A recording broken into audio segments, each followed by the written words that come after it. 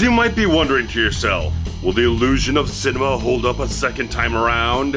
Well, let's find out as we join Bryan Brown and Brian Dennehy as they return in FX2, The Deadly Art of Illusion.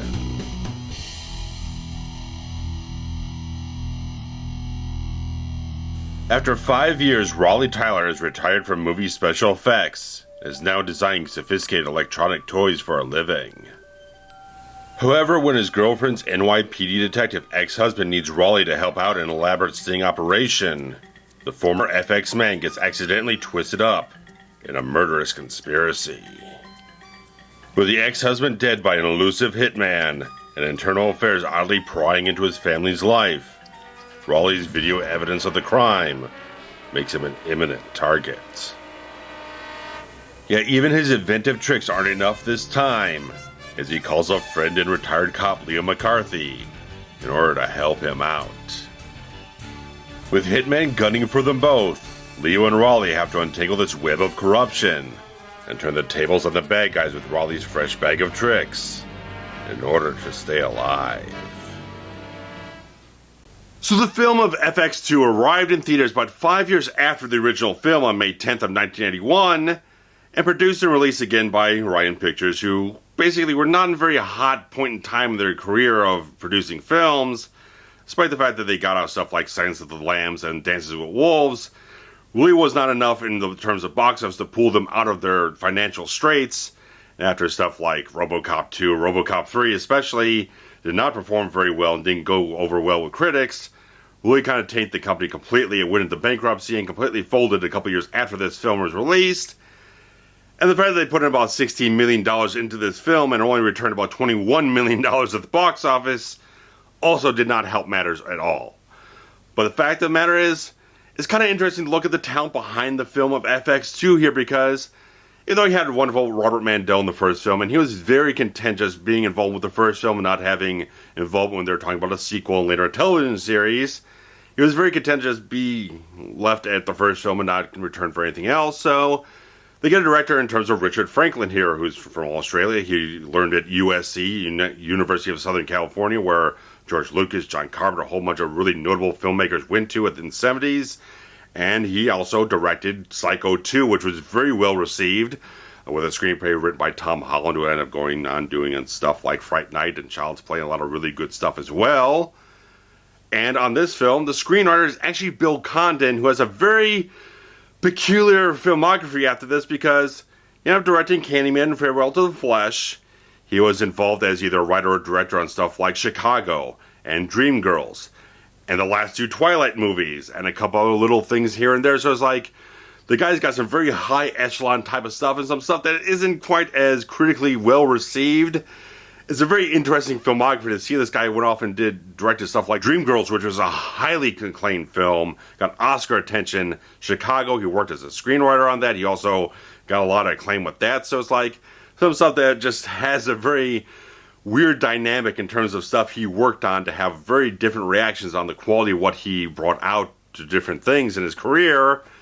But here is a really good pairing between what Condon writes in the film, what Franklin is able to bring to the film, as well as a experienced director, have a lot of good qualities, what he can bring as a very confident director in this whole thing. And I think he does maintain a certain level of consistency from the first film to this film in terms of the sort of dramatic beats, the sort of wit that the film has, the certain cleverness it has, stuff like that. The direction quality doesn't have a certain starkness or anything like that. There's not too much of a departure of the first film, even though the first film had a little bit more of that sort of slight Hitchcock noir type of feel to it in a certain way, with how it kind of photographed things, kind of had the story kind of unweaving as this one guy kind of trying to move in between all these treacherous, deceitful, betrayal type of things. There's a little bit of a different feel in this film in that type of sense in terms of how the story is put together and how that evokes different feelings. But I think Richard Franklin really does put together a very good film in terms of his direction quality, that he just brings forth some really good stuff in terms of really great action sequences in this whole thing. This action in this film definitely feels a little bit more amped up in the first film. There's a little bit more confidence in terms of what Richard Franklin knows what to do in those regards to really kind of get a lot more innovative ideas going on with various different things. the best thing, to even just kind of blow it off at the beginning of this whole review here, is the entire clown gag in this whole thing, where Raleigh Tyler, now he's gone from movie effects to now making specialized toys and everything like that. So very innovative stuff in terms of what he's designing on that front. And this wonderful sort of body motion, remote control type of clown that he has that mimics your own body motions and everything works to a fantastic effect in this movie. I love the entire thing. They plastered this all over the trailers, all over that type of stuff, the TV spots. They really pushed that very specifically. It was a really good image to throw in there, and it's like really great sequences they get out of this thing. They don't milk it too much, but they got really good moments here where they just have this great sequence where Raleigh Tyler's fending off this hitman, and he just gets in the suit, and the clown is kicking the other guy's ass, and all these beautiful things. It's just brilliantly imaginative type of stuff. I really just, whoever's idea that was a pure stroke of brilliance to me, and it works so well with the effects they put together in this whole film to make that happen. And it's just wonderful type of stuff. All the little things they put together with all the action sequences that really just tap back into the first film, what they had with Raleigh using all his movie magic ideas and his gags and his little effects they could put together to twist around the bad guys, all that type of stuff, and put a new spin on it. Use the sort of toy maker idea to that and kind of wrap it around in other different innovative ideas. I think that's really smart type of stuff between the direction, how it's executed, and how it's introduced into the script. I think it's really well put together on both ends of that type of thing. They really just nail something very smart there that, again, you carry on that cleverness the first film had that was so crucial to its success creatively and financially and critically. I think they really put together something really special here to not repeat exactly what they had before, but move the character Raleigh forward just a tad bit into a different realm and use that to kind of put together the new gags in the film, all that type of stuff. I really liked how they did that. They're very conscious of not just using the same old stuff. They create a new bag of tricks for them to use. So I like that very, very much in the film.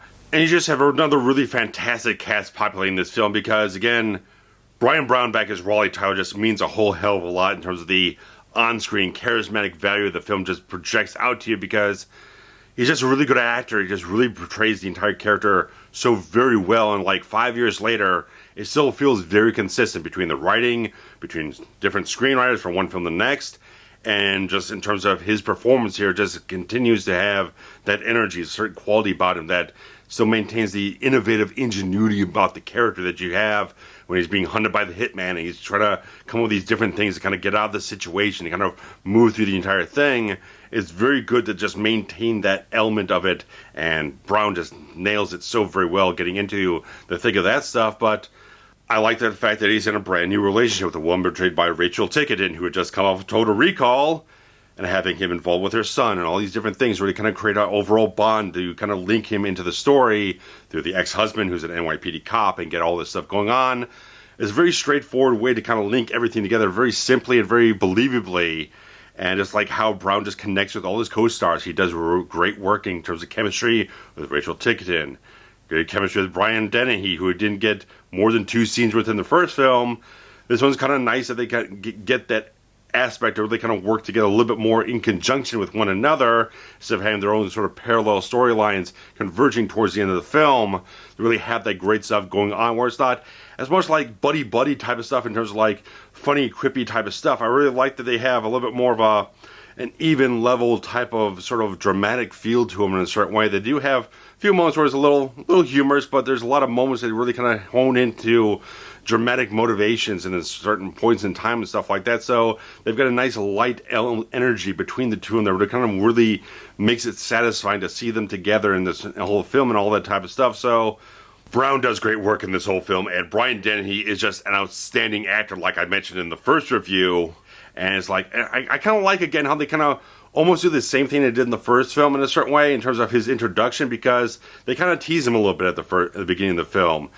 A little bit here, a little bit there, and he shows about almost the exact same point in time in the second film as he did in the first film, around the 45-minute mark. They kind of interject him. It's like you're kind of building it up to see the reveal, have him come into the film at the right point in time to have a relevance in it. Because if you bring him in at the beginning of the film where he's kind of just meandering around and not involved with plot, and not really kind of a good piece of screenwriting there. So they lay a seed here and there about him, all that type of stuff to kind of build up to his interjection into the plot.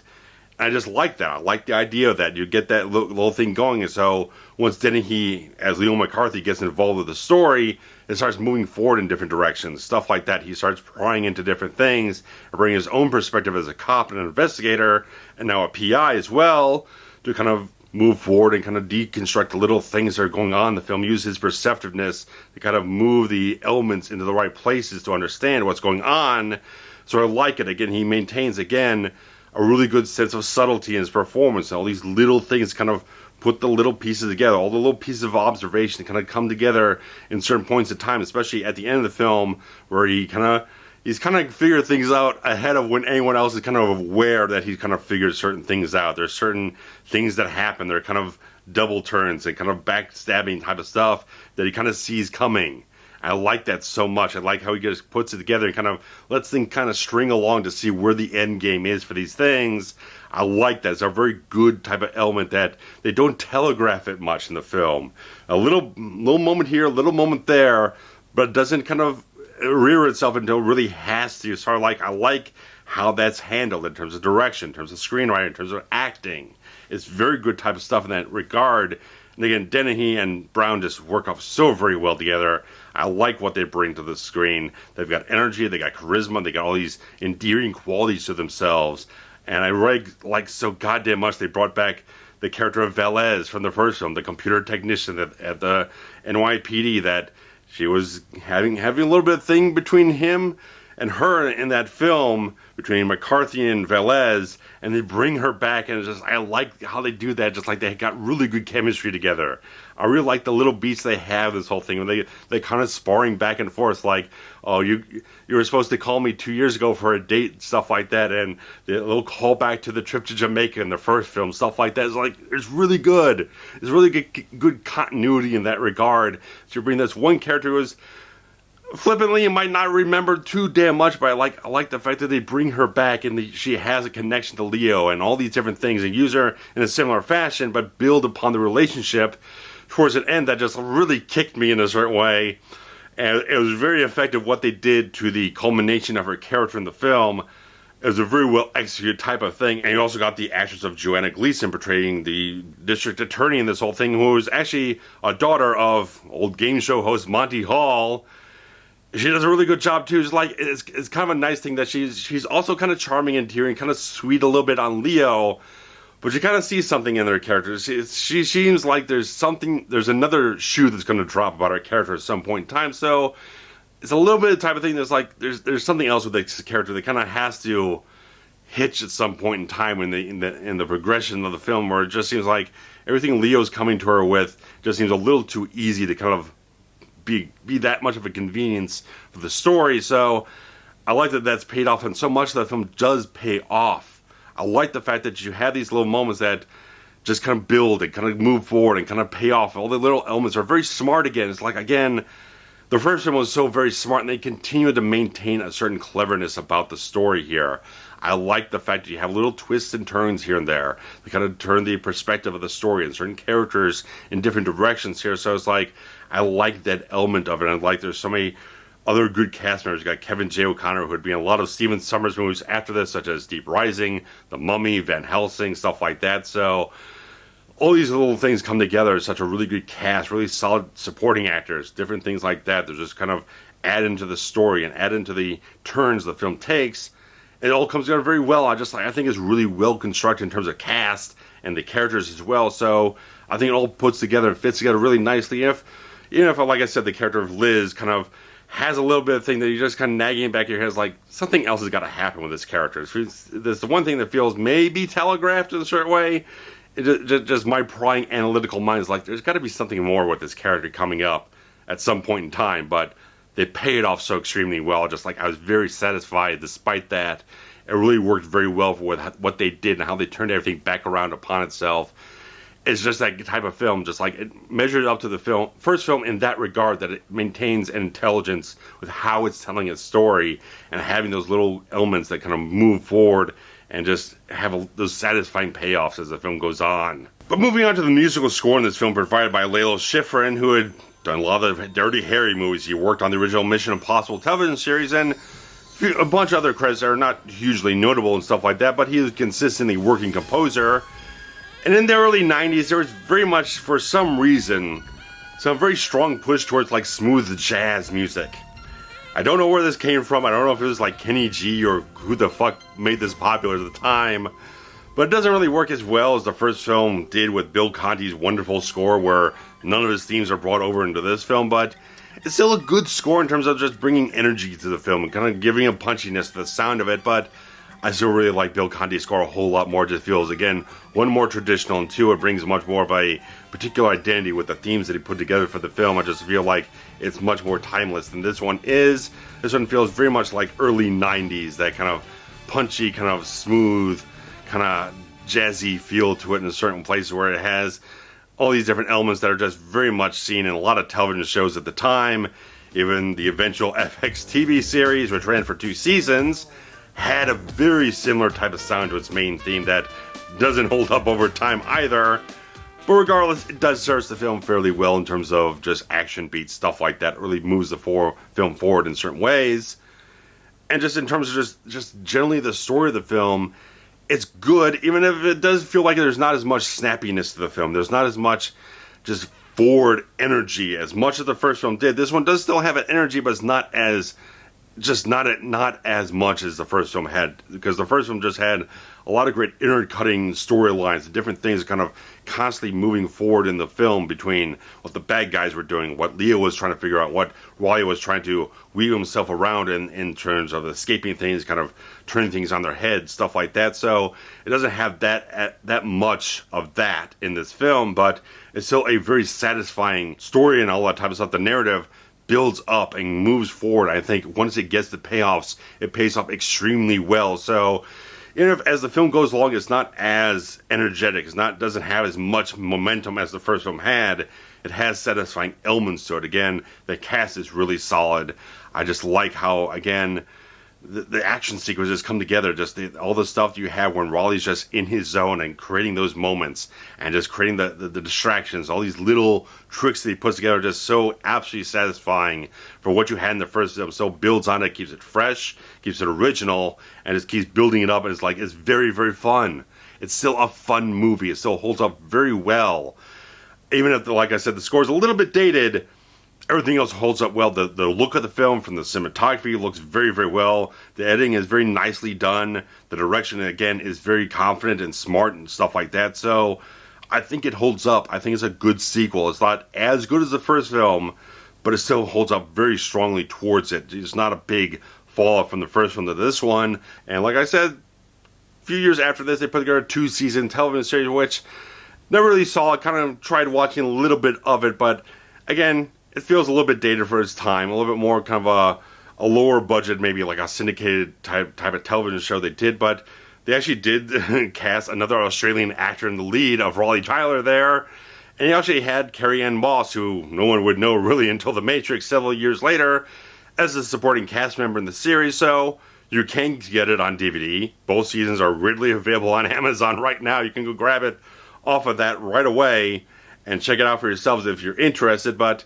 that's as far as I'm going to go with this whole thing, because I don't think I'm really going to go ahead and check it out and do reviews on the series, stuff like that. But I think if you want to go check out more FX, maybe give it a shot, something like that. But these two films are really solid pieces of work. I think both directors just nailed it so very well with their own sensibilities, their own styles, and taking the stories and making them very much effective on screen with everything they had to work with. So guys, if you have seen The Deadly Art of Illusion, I'd definitely like to hear what you guys felt about this sequel. If you do feel like it holds up as well as the first film, just about, or what you feel in general, because I just think it really works very well. And probably the lack of success at the box office, maybe it was just a few years too late to kind of hit when the iron was hot enough. You can go 5 years, kind of like, okay, you've seen the first film plenty of times on HBO, rented it a couple of times, stuff like that. So it might have cooled off a little too much at that point in time. If they made it maybe 2-3 years before this, it might have gotten a little bit more for it, stuff like that. But I still think it works very well. Regardless of that, I think it's nicely done. Again, nice Blu-ray from Kino Lorber, which has been ported over to other markets, stuff like that, other regions, where you can get it as like a FX2 pack with both films in it. So you can definitely check these films out. They're very, very easy to find. The same as the television series, like I said, on DVD. Just go check it out if you haven't. If you have, comments below, thumbs up, and share the links around is the most important thing I really kind of hope for. So if you can really enjoy what I felt about these films, I want to share the love around, kind of get other people interested in these films, I definitely like to see you guys share the links around and tag me wherever you have to. So guys, thanks much. Take care. Bye-bye.